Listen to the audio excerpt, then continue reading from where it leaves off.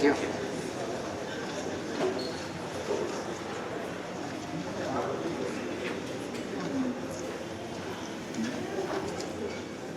Bonjour everyone. Bonjour Harvey. Nice to see you, Maurice. I guess it's the first time that you are here? No. Yeah? In the last 20 years, we've won 7 Palme d'Ors. Okay, don't stop. Oh, Harvey. Okay. It's a good room. It's a good room with good vibes and a great public. I would like to thank you because accepting to come over specifically for this is a testimony to our friendship. It's now, I don't know how many years that we are friends. And it's something that I'm sincerely touched. And it's also a great honor to have you here on that side. Thank you. And I'm sure that we will have a great, great conversation for the benefit of our audience. But why did I have to sign an exclusive agreement to be with Publicis to get this booking? We said that we will not disclose that aspect. Sorry. We said that this is something between us. Oh, okay. And by the way, I have not received my check. But I'm used to that because producer never send a check. So we know that. Harvey is a very special person. He's a great, great producer and a great artist because the producer, a la Harvey, is not a financier, but an artist. He is also a thinker and a thought leader in terms of the movie industry and entertainment and what this does mean for the future. So he will share with us all this. And he is a very special. The first company he created, and this tells a lot about Harvey and his brother. The first company they created was named Miramax. This was the first name of their parent, the mother and the father. And this tells a lot about the feelings. Regarding now the artist, I think that the best thing to do is to watch a reel. It's a little bit boring, but what do you expect? So, can we see a few shots?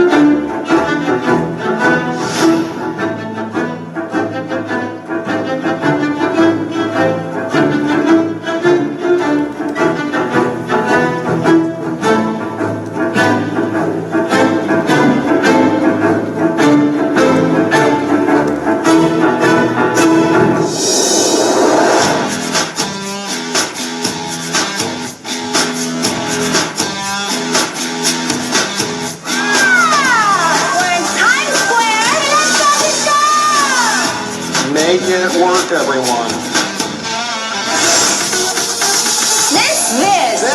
This is Project Runway. Over 14 seasons of Project Runway, we featured more than 200 designers. Yes! It's cut or be cut. Project Runway All-Stars.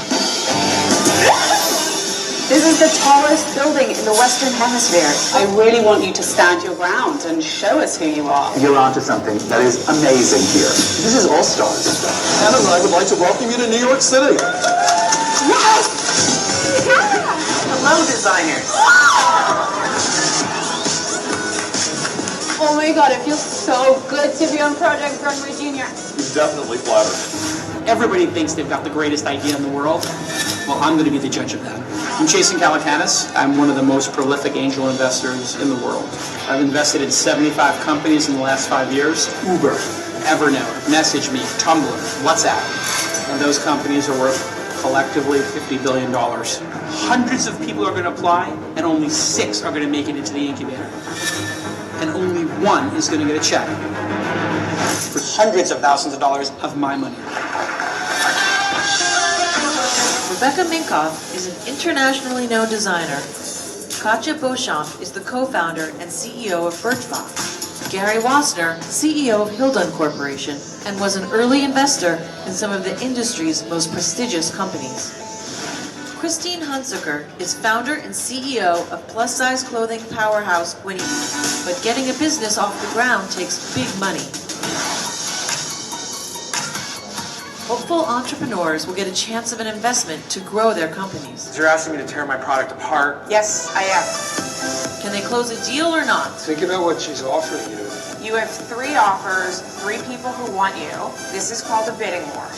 This is Fashion Inc. Good evening and welcome to the Council of Fashion Designers of America Awards.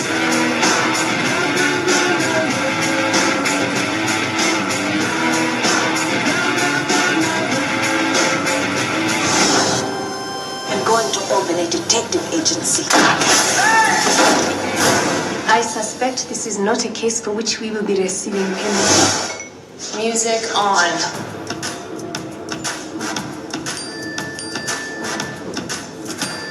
Tyler?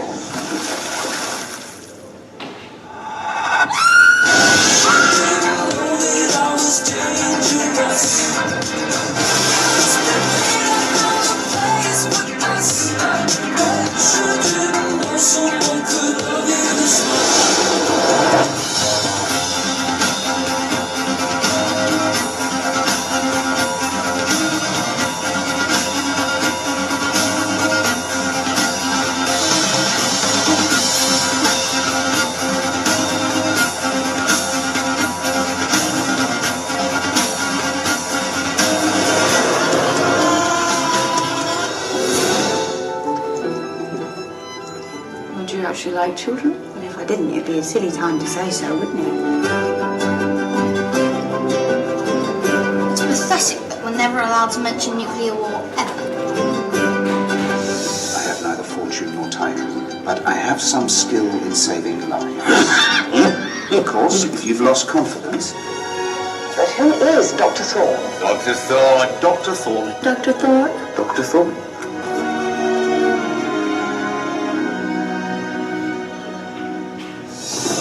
I challenge you!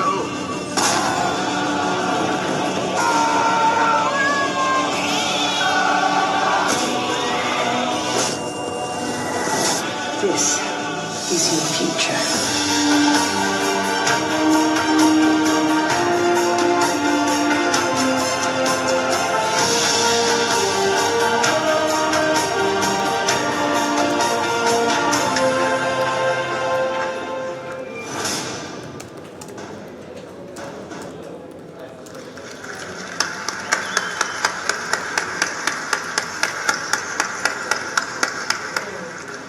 This is the man, Harvey. This is the advertising industry. There has been a lot of discussion about how to get the advertising industry and Hollywood Vine working together. There has been some attempts. You remember the CA attempt. It has never worked beautifully. Why? I think some of it is the approach, where it's. I think things work when they're subtle. Thank you. And in Project Runway, for example, we've had the pleasure of having L'Oreal. We do challenges, but it's so innate to the show. It's just nuanced. It's there all the time, and I think it has more integrity. It doesn't look like, so the advertising is much more subtle. I think with brands, I'm going to do something with a big. I can't announce it here, but I'm going to do something about. Yes, it. you can. No, I can't. But you know that. We stay between us. But I'm going to create some. I'm going to take somebody. I told you, you can say everything. Yeah, and no one will write about it. They don't. They don't. Just keep their word. They don't even listen. But I think we're going to take a piece of IP and create a movie, and there's not going to be one mention of the brand in it. And as a result, I think that'll work. We do something with Lexus. We do a short film series. And again, you don't see there's no cars. It's just young filmmakers, and it just blew up all over, millions and millions of hits. We do it all over the world. Tim Burton, Quentin Tarantino, and Juan Fu. We use great directors to be the judges, and we just keep making these great student films. But again, it's nuanced. Sometimes when it just hits so hard, it's a turnoff. When you look at your own industry and you see the intrusion of digital and how it is changing the world and how the audience are watching movies and TV series, etc. How this is changing the way you are operating yourself? Well, first, I'm on the airplane and I watch people, like we talked about, watching Pulp Fiction on the telephone, and I go, why did I bother? Just the biggest personal turn off in the world. And then I go home and I see my kids not watching Pulp Fiction, but watching Disney movies and DreamWorks movies, and they're watching it on the phone too. So rather than, I'm never going to win because this is the future, and I think that movies are going to take a stage where the Netflixes and Hulu and the Amazon. I believe that Google and Apple are not far behind. I believe they're going to be in the content business in the next second. I think they're already there, and I think they're going to emerge. They have the pipeline, and there's no reason that they're not global players. And as a result, you're going to see more content on, on these channels. And people are, I did Crouching Tiger, the movie. I was going to release it theatrically. We only released it in China, where it did 45 million. The first one did 14. We did 45 in China with this movie, and then the rest of the world, we gave it to Ted Sarandis. We gave it, they wanted it, and it was a huge hit for them. So they're making a movie with Brad Pitt, for Netflix. The model is just going through deep, deep changes. And as somebody said, word of mouth today, it used to be you could market your way out of a movie that maybe wasn't perfect. Within 3 hours, it's social network. They see the movie in the matinees. By the evening performances, the word is out. So either you got to make them great, or they're not going to last. You are going to last. I hope. And how this is affecting the way you are thinking about a movie, and you are building a team and creating that movie. Well, it's subject matter.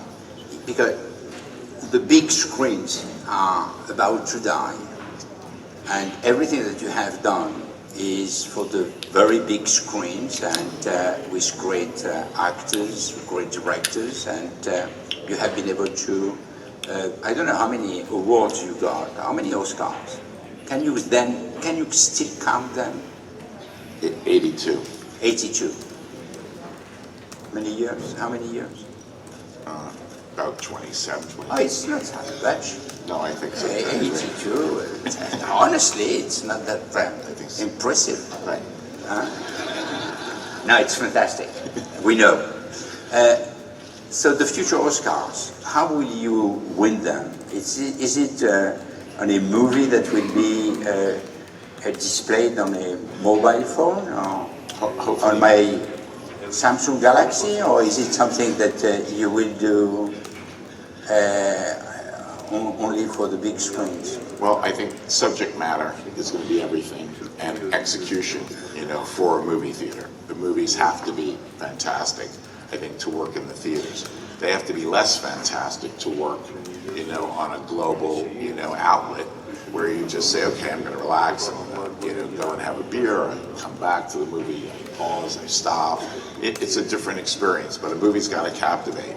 I talked to Bob Iger at Disney recently, who's having probably one of the greatest movie streaks ever. And I said to him, the reason you're having it is because the movies are great. You see Zootopia, Jungle Book, they're the Captain America Civil War. They're just executed perfectly.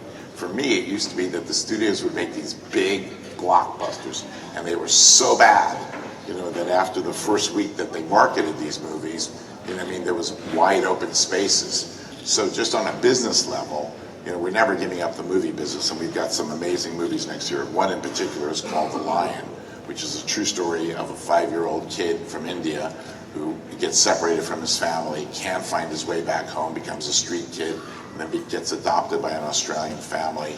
And then when Google Maps comes out, he finds his way back. And but if Google doesn't support that, it's going to be Facebook Maps. And that's what he told me to say. So it's Dev Patel and Nicole Kidman and Rooney Mara, but it's big enough and interesting enough, and shot in India, shot in Australia. You know, just it's got the epic size and scope that fills the big screen, and you know, so that's a choice, you know, there. But you know, we have to also, we're going to do something as a cousin to the artist and make about 10-minute short films. We haven't even gone to the outlet. We're already starting, you know, just to do, you know, black and white, another silent movie. But instead of putting it in the theaters, we want to put it in episodes on one of the, you know, channels out there. You know, hopefully Tim Armstrong is listening. You will see him later today. Let's go back to the big movies. You have been working with some of the greatest directors, and they have worked during a year or 9 months to create the movie, to direct the movie with great actors, etc. How will you convince these people? First, you have really worked with these great directors. True. Which one? I've done every movie with Quentin Tarantino for 22 years. We've done everything. We've been partners. Why Scorsese didn't want to work with you? I made 7 movies with Maurice Lévy. Okay, so how can you convince Tarantino or Scorsese to do 10-minute films? That's not going to happen. It's not going to happen. Not if you want to live. Okay. But Marty's doing a lot of television. Boardwalk Empire, Vinyl, which by the way is an underrated television series. You know, people are knocking it, but it's pretty amazing. So we are not going to see those great. You're not going to see directors. those, but you're going to see young directors with great subject matter, you know, come and make quality, you know, films.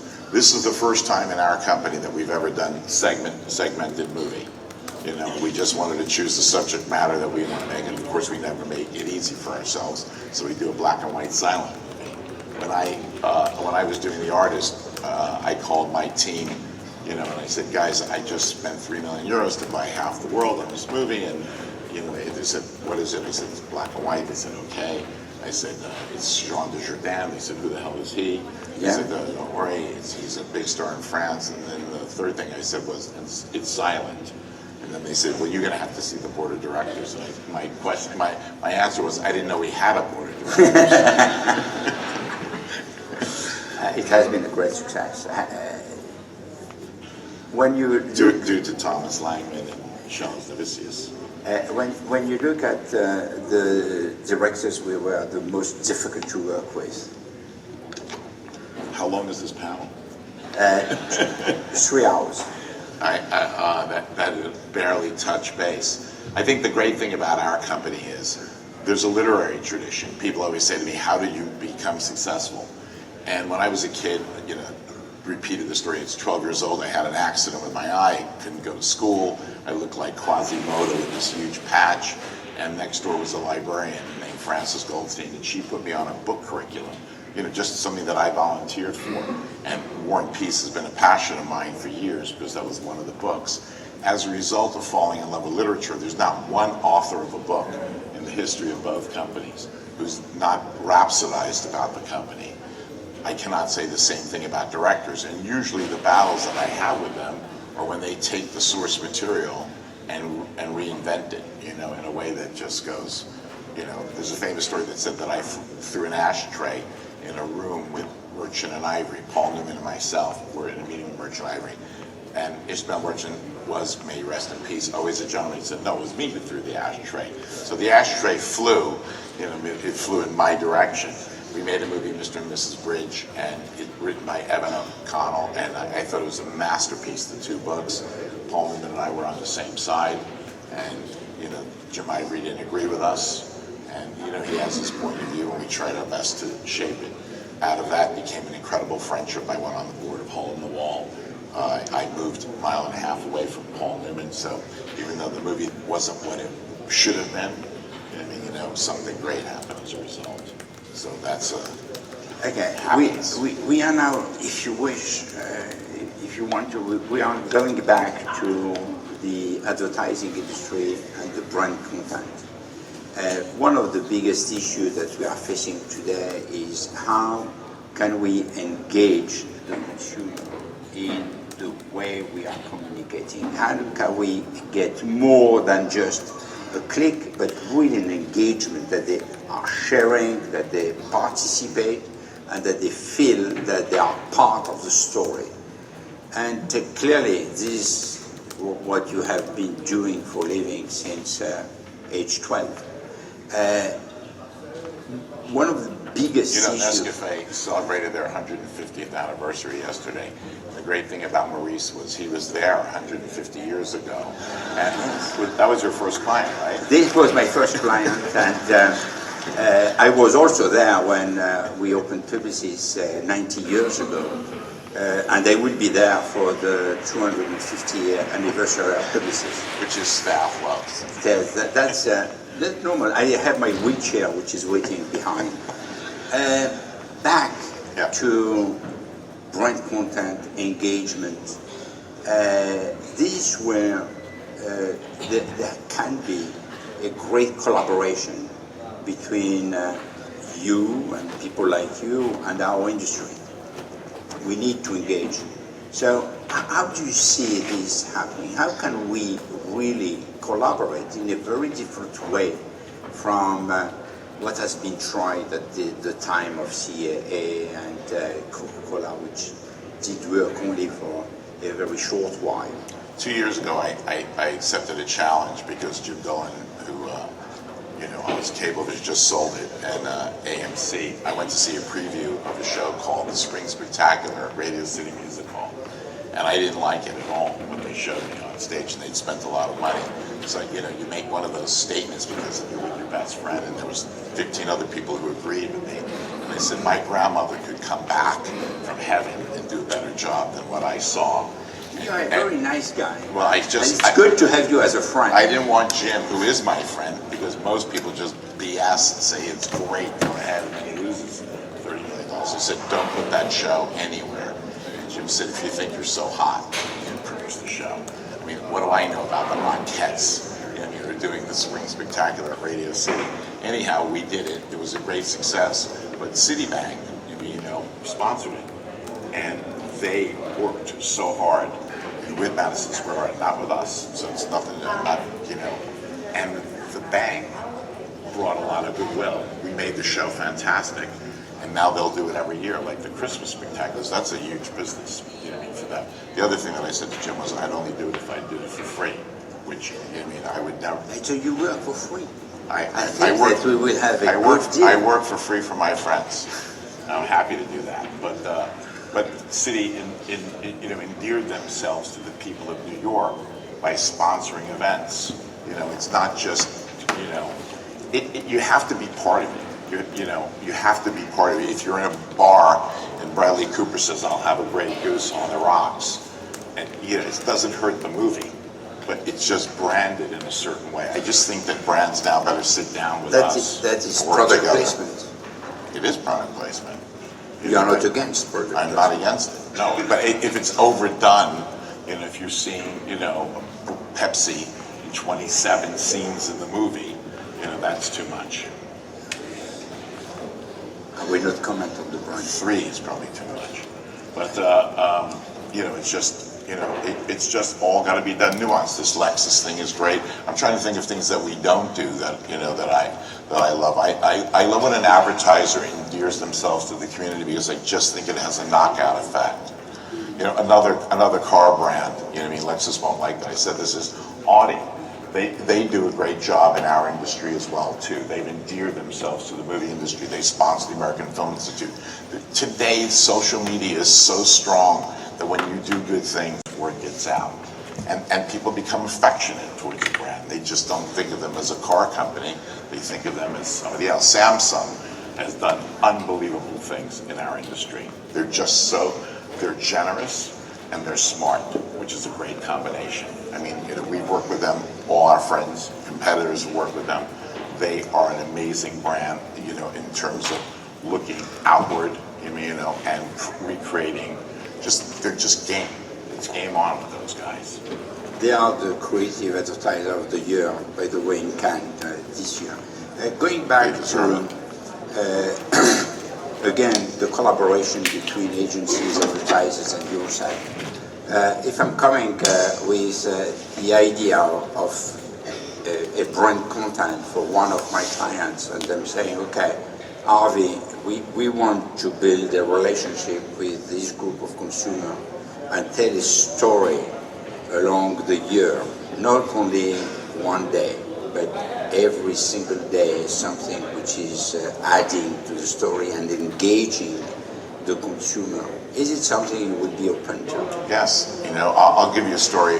I have a friend named Massason who owns SoftBank, and I have a lot of friends who've never made it through high school either, so, it's not like, and I'm fascinated by how this incredible guy invented the Palm, which became the BlackBerry, which became the iPhone.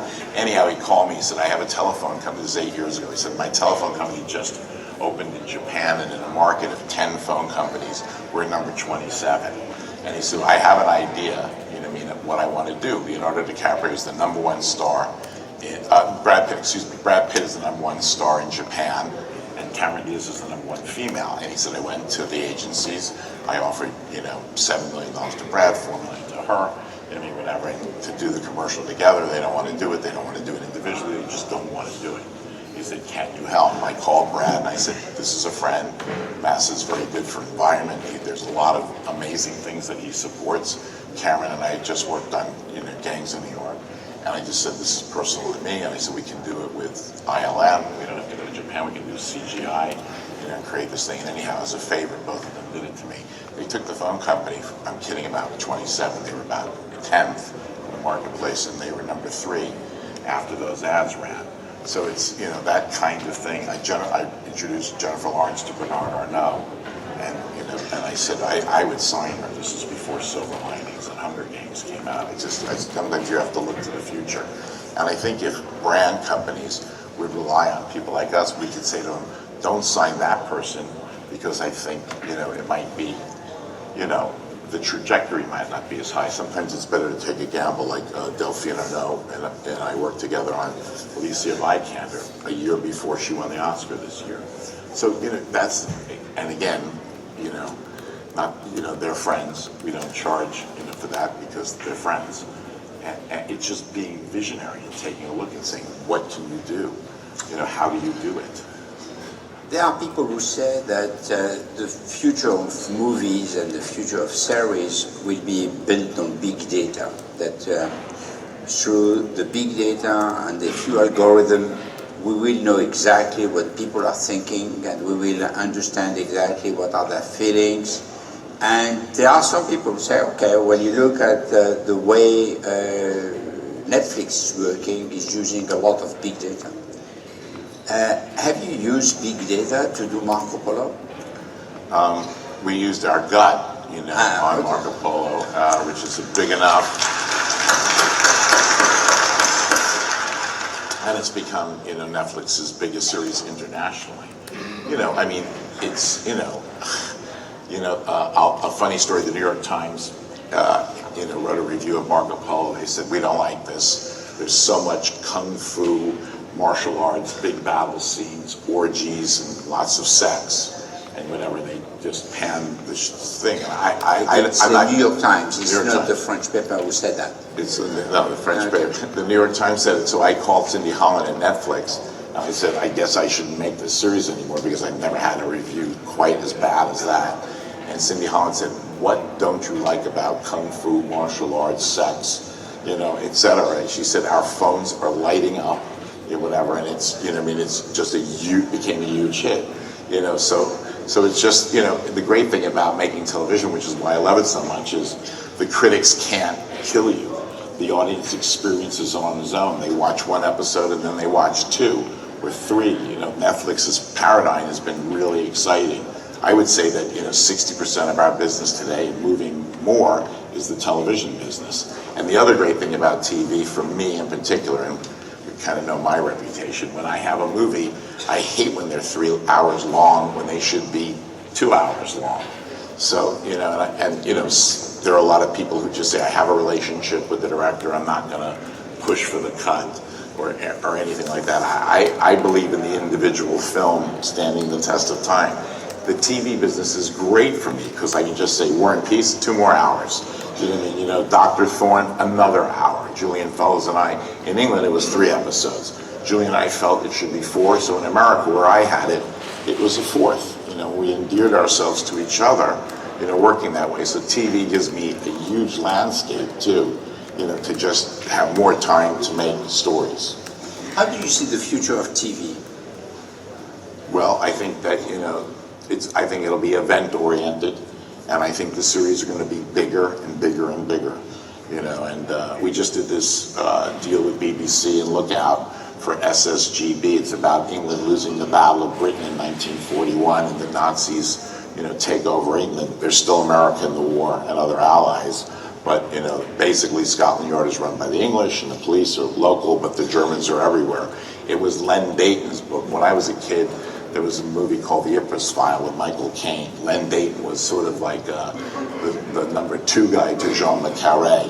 But this is like the night manager of the show. It's big. I mean, whatever. The opening scene is one of the German planes lands in the middle of London. I mean, when you can open up and do a scene like that, you can't, TV, you couldn't do that. It was 4 guys talking in a room and 2 cops in a car, with maybe 1 chase per hour. Now you do the most spectacular stuff. We have 10,000 extras on Marco Polo. Tell me about your TV business. It's going through the roof. I mean, it's just financially. What is exactly your TV business? Our TV business is reality, anchored by Project Runway, Mob Wives, Rodeo Girls, on one hand. So you scripted. do reality shows? Yeah. And how this fits with the fiction? Well, Runway came, Matt Damon, Ben Affleck, and I did a show called Project Greenlight. They revived it again. And we ran on HBO to great reviews for 3 years, and then we moved it to Bravo, and then the guys said, look, it's too much. And it was their way of giving back, creating a new director. Greenlight was finding young, new talent. And the great thing about Matt and Ben, you see what they are. They're just generous, good people, but their schedules became filled. They had done this, and I said, God, I don't want to lose the slot. What could we create? And, somehow we dreamed up the idea that fashion, designers were the next directors. And that became Runway. And then with Heidi's help and Desiree and a whole team of people in the Magic Elves, this Runway. And now there's 14 seasons of Runway. There's Project Runway Junior, as you saw on the tape. There's 4, affiliations. So, I think that that's one thing. But the things that I'm excited about are like the incubator with Jason, because not only will Jason get to buy that company, but so will we. Michael Kors was on the first season of Project Runway. We chose him. He was a hit instantly. And we did not have the brains to say, hey, Michael, can we be a partner in your business? But Silas Chow and Louis Stroll did, and they saw Michael's popularity on Runway, and they built his company, and it's a $15 billion business now. And Michael cashed out for, I think, $400 or $500 million, and he still owns a big piece of it, but the other 2 partners are no longer there, and they got $1 billion each. Had we just said, Michael, hey, can we have a piece of the action? So I think there can be, I think with a television show that's interesting, an innovative way to think about shows is to say, okay, let's have a business model that works too. You know what I mean? Where we're involved, an advertiser's involved, there are things that we can do just to innovate and break the plane. So that's reality. And then we do all sorts of reality. We do Mob Wives, I'm embarrassed, but, it makes so much money that I just have to keep my integrity at the door, whatever. It keeps the lights on and pays Maurice. So, I wish. But we have Stephen King's The Mist. We just sold out to Spike. We have Scream with MTV. We have Marco Polo with Netflix. We have Dr. Thorne and Julian Fellows Presents with Amazon. I don't know, we have about 10 series on the air, recurring series, and there'll probably be 7 or 8 more by the end of next year. It's really a very big burgeoning business. When you see all these newcomers, so Netflix, Amazon, tomorrow maybe Samsung or maybe Apple, who knows, or Google, what do you think? Are they going to help this industry to improve, to be better, or do you believe that it will be a little bit like what we see on digital, a lot of information, a lot of intrusion, a lot of digital coming to your way? I think Netflix and Amazon have improved the business greatly. I always remember Ted Sarandis first talking to me about, a documentary that they first had called Born in the Brothels, which is a tough documentary about the East, India, etc., and what happens to these kids. When you have a chief content officer like Ted Sarandis talking about documentaries, talking with a passion, the kind of things that they do are so innovative, so tough-minded, How to Make a Murder, just some of the shows they put on there are groundbreaking stuff. He is making a difference. Prior to Ted, I used to talk to TV guys and all they wanted was the latest cop procedural. Netflix broke the mold. HBO, Sopranos broke the mold.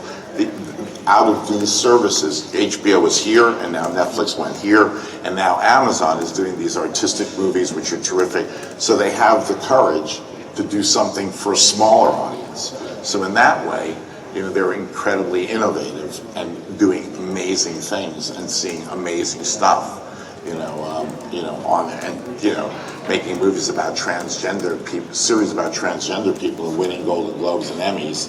That's pretty, I can't see CBS, NBC, or ABC saying, okay, let's go make a series about a transgender, character. Not happening. So now we have TV that's cool, that's exciting, that's interesting, that's innovative, and that's educating us as opposed to, and they're being ahead of the curve as opposed to behind the curve. If you had to express a wish of working with brands, 1, 2 brands, you say, okay, that's my dream. This is the kind of thing because I have a great idea. What are the kind of brands you would like to work for or with? Well, I have a great idea for Coca-Cola, whatever, but we'll save that for the next one. There's so many brands that are interesting and innovative. As I said, Samsung, is great. I love the guys at Apple, doing cool stuff. Sergey and Larry, at Google. I met Sergey, and I don't think we've told this story, but I met him at the Sun Valley Allen & Company conference, and Dirk Ziff's, another one of my best buddies, were in my room, and they came, they knocked on the door. This is before they were big. And Sergey said, I just downloaded one of your movies. And I go, what do you mean? He said, I just took it off the sky, let me show you. And he showed me a movie on my shitty computer, whatever, that he had downloaded. And he said, I love Miramax. It was Miramax at the time. He said, I love Miramax movies. I watch them all the time from the sky. He doesn't pay. And over the years, he continues to kid me around, as successful as he is. He says, he called me on the phone and say, wow, I just saw a cow. Fantastic. I said, what movie theater did you go to? He said, Harvey, come on. I spend money for Warner Brothers, Paramount, but I make an exception in your case. I download them. Yes, he cannot pay for it. No, just for me. What's that? He's Russian. He's cool. He cannot pay for that. Yeah. My movies. When you are working for the movie industry, the stars are Brad Pitt, Leonardo DiCaprio, etc. For the advertising industry, the stars are, you mentioned some names, there are plenty of other names. Is it something that you are ready to do? To think that brands are stars and that it's not the artist who is the star and it has to serve the purpose of the brand? I think that, I was on the set last week with George Clooney. We were talking about something else. And he said, come to the set. We were doing Nescafe, Nespresso. Nespresso. He was doing the commercial. you know, we've all seen the commercial with George and Danny DeVito. It's wildly entertaining, and you can watch it again and again. And you associate Clooney with the brand, and you get all of George's goodwill. But it's funny, and it's written for Clooney. It's not stupid, you know, where it's out of place, where you sometimes see these stars and going, what are they doing? I love the Emirates ad with Jennifer Aniston, where she wakes up in a nightmare, because, you know, we all fly those planes, you know, where they throw the food at you and they, you know, don't show you your seat, and, you know, and then you go to Emirates and, you know, there's a bar and there's 27, you know, it shows that those are just smart, telling stories that are good and using the star appropriately. Okay, what are your next projects?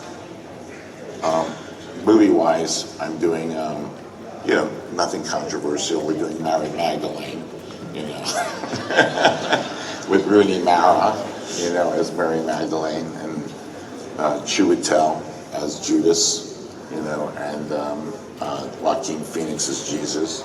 So nothing controversial, and you know, I'm just sticking to the safe mold. Yes, and, absolutely. You know, whatever that pattern that, you know, just, and then you stay on safe ground. yeah, and then we have a movie called The Founder. I'll never be able to eat at McDonald's ever again. It's about the founding of McDonald's, and Michael Keaton, you know, gives an Oscar performance as Ray Kroc, the founder of McDonald's. So if anybody's a client of McDonald's, I'm sorry.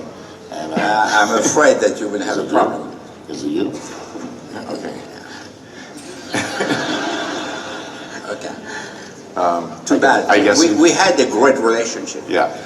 I guess Maurice deserves a break today. So we had really a great relationship. It's too bad that it's ending so badly.